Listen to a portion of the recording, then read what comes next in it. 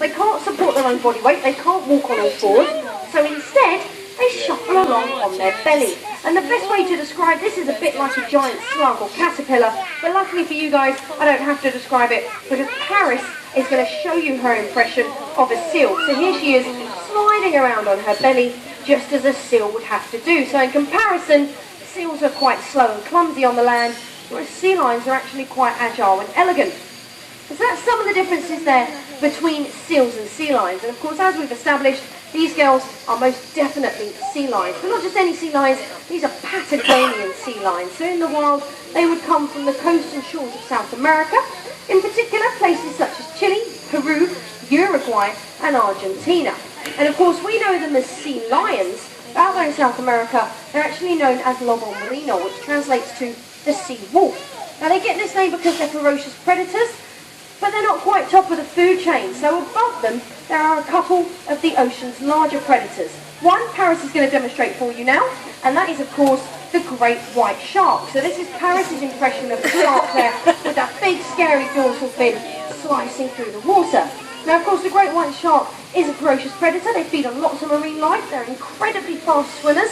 They've got very powerful teeth, serrated, and, of course, they're continually replaced. But that's one of two predators. The second, Paris is going to demonstrate for you now with another impression. Now this is quite a superb impression of this particular animal. What I want to do is just see if you guys can guess the animal that Paris was pretending to be. So it's another predator out there in the wild. It's actually a mammal, just like Paris, and it's black and white. If you think you know the name of the animal, on three, scream out as loud as you can for me. 1, 2, 3! Well done. It was, of course, the killer whale. And this is Paris's rather splendid impression of that predator.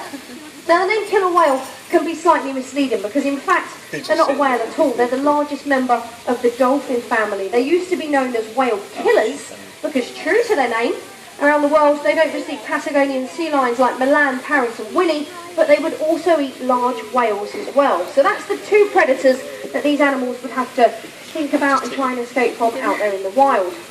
Now, what I'm going to show you next is how they can avoid these predators. Now, you've seen that they're very fast swimmers. They've got big, powerful front flippers, and they can quite easily reach speeds of around 25 miles per hour. If they are unable to outswim their predator, they will display a behaviour known as porpoising.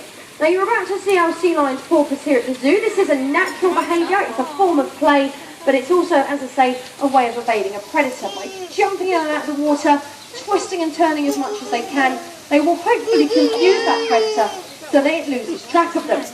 Now, here at the zoo, we've actually taken things one step further because, of course, our sea lions don't have to worry about predators. They don't have to think about where their next meal's coming from or where the best fishing grounds are. So we like to give them lots of other things to think about. And this is where the training really comes into play.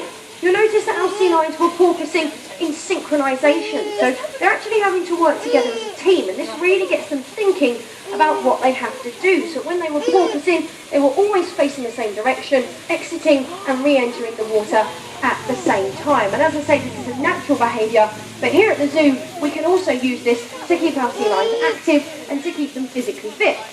Now, porpoising does have a second benefit as well, because of course they are mammals just like you and me, and this means they can't breathe under the water. So when they are attempting to escape that predator, it gives them an opportunity to break the surface and grab a quick breath. Now, if that still doesn't work, they do have a final trick up their sleeve, and Winnipeg's demonstrating it for you now. It's a rather extreme last resort. It's probably the last thing that they can attempt to do. If it fails, they're probably not going to go much further. But you can see, again, using those big, powerful front flippers, they can throw themselves 2.5, even 3 metres out of the water and into the air. Now, if there was a shark or a killer whale pursuing Winnipeg, she's disappeared from that predator's sight for a moment or two. That shark or killer whale has no idea where its dinner's just gone until a few moments later when it comes crashing down on top of its head. Now, Winnie's our smallest sea lion, but she still weighs in at 100 kilos. And if Winnipeg lands on top of you, well, that is certainly enough to daze and confuse you, and obviously buy the sea lion an opportunity to swim away to safety. Now, we are going to carry on with some fun and games and some more training.